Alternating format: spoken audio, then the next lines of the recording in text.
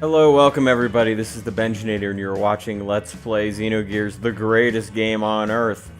So last time we were exploring what seems to be the last bastion of civilization on this war-torn, destroyed world. We were exploring what's known as the Snow Hideout, which is essentially a piece of Shavat that has been made into a refugee camp for anybody that has survived the latest calamity. So we are planning to attack Merkava. Our first initial strikes seem to be successful. And now we're going to go in for a final assault. Now that it is mutated into its final form. So let's continue exploring the rest of this hideout and then see what else is left in this world. So here we go. Woohoo! Yeah, so last time we just picked up a couple of items. Probably some of the most potent ones that you get that you can equip on your person.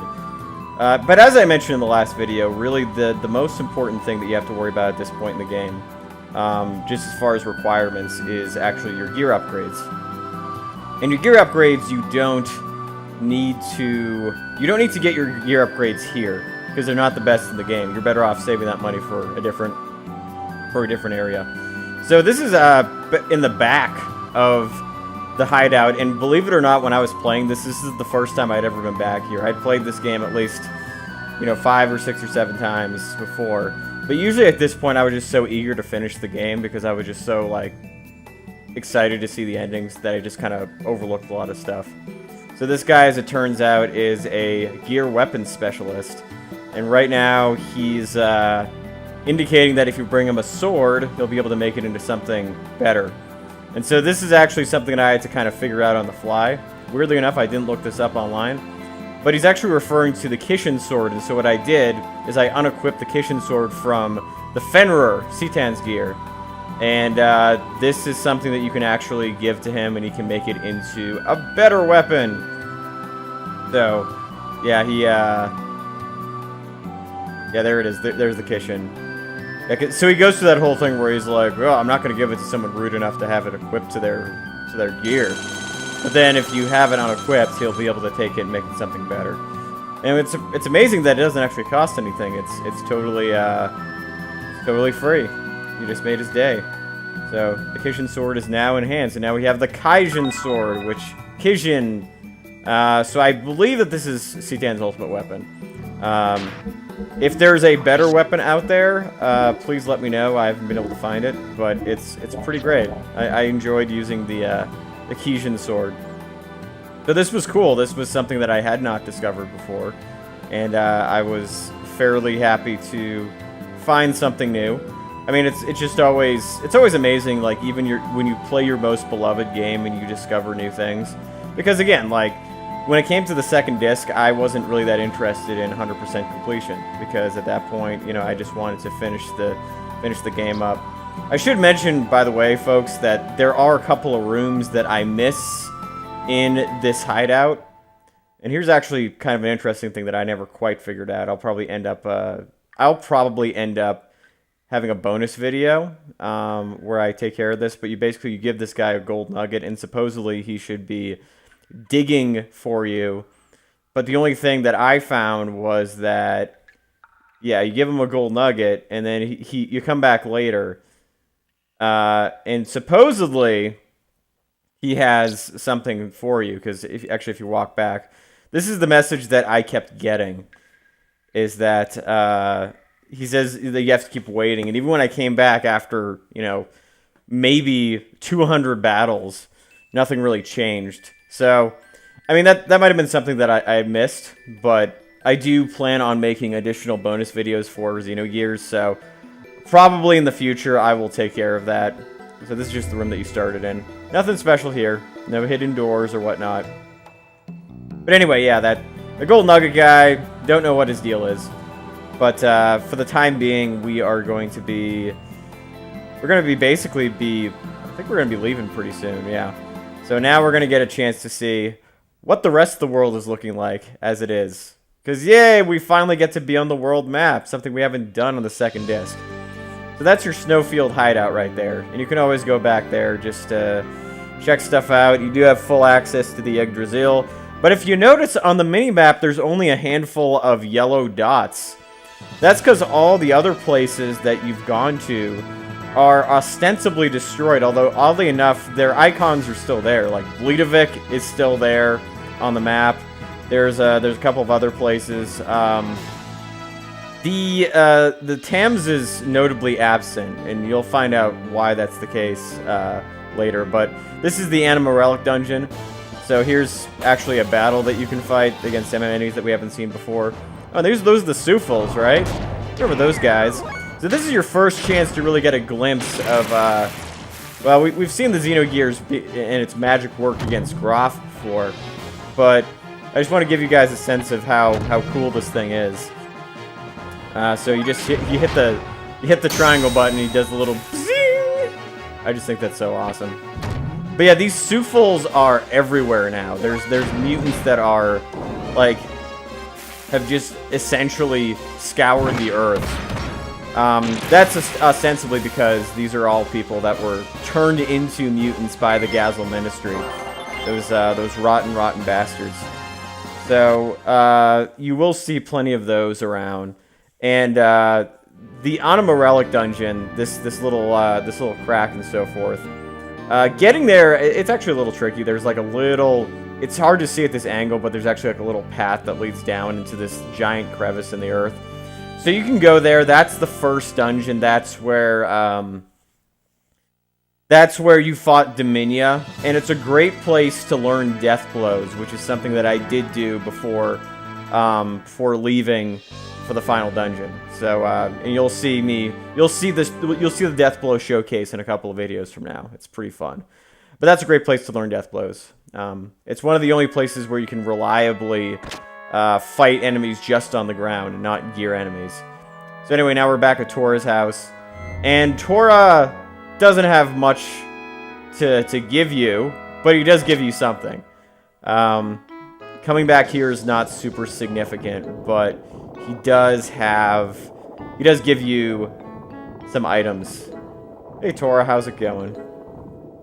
Everything's looking cool. Yeah, Taura's very old, as we suspected he might be Melchior. Oh, Taura.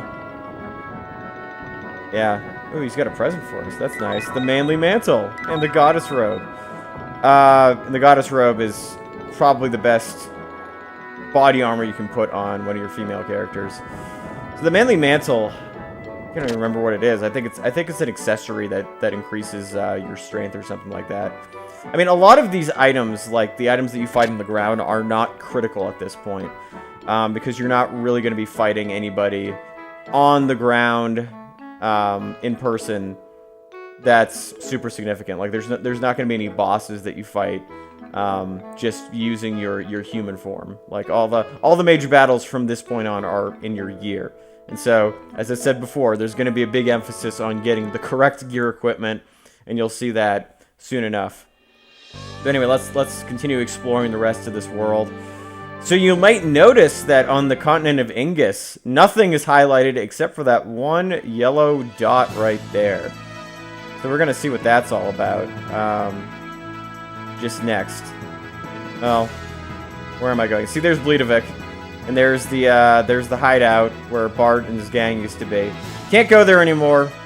It's supposedly destroyed, although they left the icons there. I'm not sure if they did that on purpose or if it was just something that was kind of an oversight. So yeah, there's me saving again. These are things that I definitely should have edited out, but in post-doc footage, I just kind of felt like, hey, why not? So. As you can see, I'm about almost 50 hours into the game, which is a record. The first time I ever played, it was about 70. So this is really interesting. So Norchun's still around, but you can only go to 2 places. You can hear that's playing the id music in the background. So this is where the Imperial Castle used to be. And this is why I kept talking about hanging on to those fangs and those scales and all those things, is that this is a station where you can turn this in for an extra amount of money. And so, if you go back to the Anima Relic dungeon, the second one, what you can actually see is that there's going to be lots of Croaker tribes. And I just fast-forwarded through that, turning in a bunch of items. But yeah, there's a bunch of Croaker tribes. With the Trader's card, you're going to get even more of those. And so you can always turn those in to get more money. So that'll be an important thing to keep in mind, is that it almost is a endless source of money, and having the Trader's card greatly speeds up the process. It allows them to drop more items, which you need. So anyway, now of course we're in what seems to be the battling arena in Kislev, and so this is still around. Kislev is not really, as it turns out, a nation anymore, but what you do see is that there are still people that hang around here. And so, yeah, this is kind of a shame. Like, this is one of the drawbacks of the fact that this game was rushed out at the very end, is that all of this calamitous stuff that happened that they're referring to, you only really get to see that in the narrative. You don't really get to see that kind of drawn out in a real-time scenario like you would in the first disc. So they're referring to major events of the world falling apart and nations disintegrating. But we only really get to see a glimpse of that. And there's Big Joe, of course. He's got something good to say, I think. Maybe. I don't know, Joe. You've been kind of a pompous ass this whole time. I'm not sure if we should listen to what you have to say. But yeah, what you actually get here is the jukebox is now fully functional, and what this allows you to do is, and this was the music disc that Joe dropped as he stole money from us, and so this will allow you to listen to any track from the game, and all these tracks are divided into themes. The only problem is that the tracks right here, they're not really named, so you kind of have to guess. I believe at the time I was looking for the Unstealable Jewel one, my favorite track, the one that I like to use all the time, and I believe that I don't think that's in Emotion. I think that's in Requiem, believe it or not. Even though it's supposed to be like the theme that illustrates the love between Faye and Ellie, it's funny that it's not Emotion. Just so odd. And they got the weird Kislev theme too. But yeah, they got everything. And this, of course, was 1998. This was really just before you had like downloadable MP3s. So this was kind of the game rewarding you for making it this far, is that you could listen to any song you wanted. Yeah. So that was track 6 in Requiem, I believe. So, and then I do it twice for some reason. But yeah, you can basically keep this music going, any theme you want, and go and engage in gear battles. Believe it or not, that's still a thing. You absolutely still can do this. And we didn't really get into the battling modes last time, but this time, with this playthrough, I actually do a more thorough job of trying to explain that. I really kind of washed this over last time. And so, of course, we see that there are battle points. That's still a thing. And the battle points can be used for item exchanges. And there's kind of the normal items, which are things that you can usually pick up at shops. And there's the rare ones, which you can only get one of. And so you get the disc, the power rings, and the gallant belts, and the dolls, which I never figured out the use for. I'm pretty sure that's listed online, but I never really bothered with it. And so this is just kind of you got the Ether Guard, Doubler, Lifestone. These are all pretty decent relics to have, but again, they're not super necessary. Page 3 does have a really good item, 2 really good items. You have the X-Charger and the GNR S50. The GNR S50 is actually a really, really, really critical item that's going to be equipped to your gear, and it's going to greatly enhance the power output, or the attack power. But there's a place where you can just buy it. And so trying to get up all the BP here to get one GNR 50 isn't really worth your time. I'll just be honest with you guys. Like, if you enjoy battling, that's absolutely great, and do it to your heart's content. However, if you want the GNR 50, you can get 3 of these in the secret shop later on. So special mode 1 is I'll be showing that at the end of this video. That's kind of cool. That gives you a lot of customization. It almost feels like a street fighting game simulator. But Special Mode 2 is the one that we've known and loved for a while. This is the one where you fight and you get to gain battle points if that's your MO. So this time I choose Battle Mode 2. And Xenogears, I want to show you guys what Xenogears looks like fighting in the arena. It's pretty great. And the gear level is just kind of the difficulty.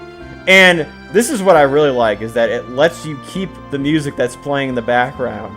So you get to choose any theme you want and have that play when you're fighting in these battles. So Xenogears is just, it almost feels like it's OP when you're fighting in the battle arena. Because basically what it does is it has free projectiles. If you hit the X button, it'll shoot lasers.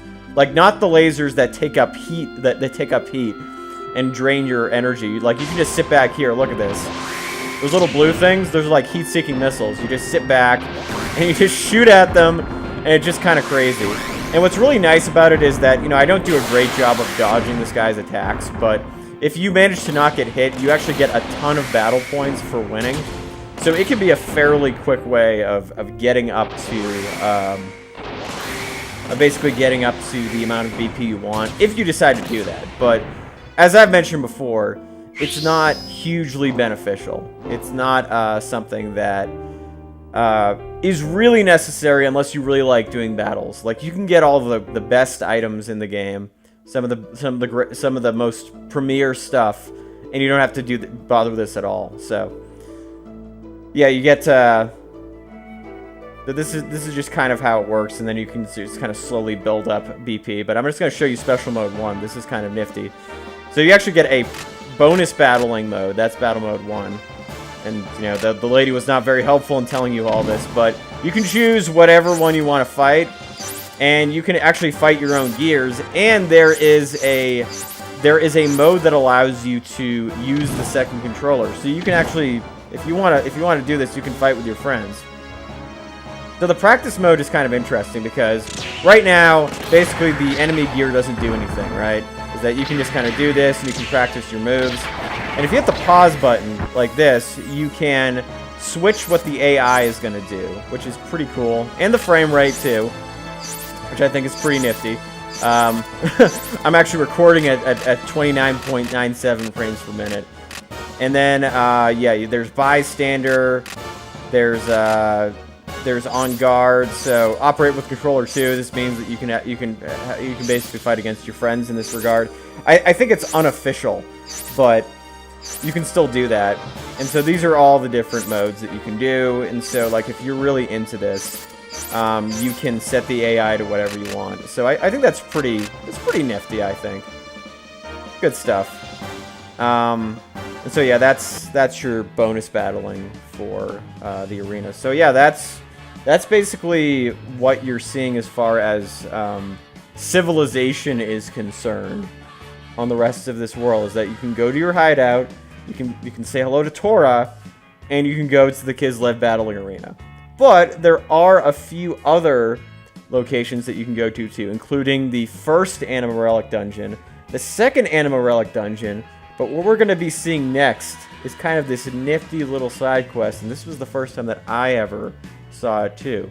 It's called Dune Man's Isle. So we're going to see what that's all about in the next episode of Let's Play Xenogears with the Benjinator, and thank you guys for watching.